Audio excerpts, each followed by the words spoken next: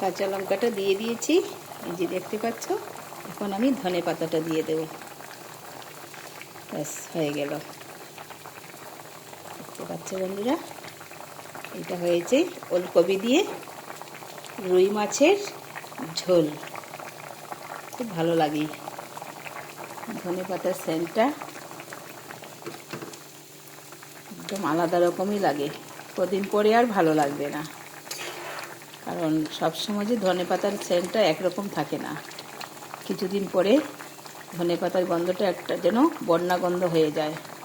এখন তো লোকাল ধনিয়া, তার জন্য লোকাল ধনিয়ার টেস্টই আলাদা। ঠিক আছে বন্ধুরা, ধনে পাতা কাঁচা লঙ্কা দিয়ে আজকে আলু ওলকপি দিয়ে রুই মাছের ঝোলটা কমপ্লিট করে ফেললাম। ঠিক আছে, তাহলে এখানটা রেখে দিলাম। Bye bye.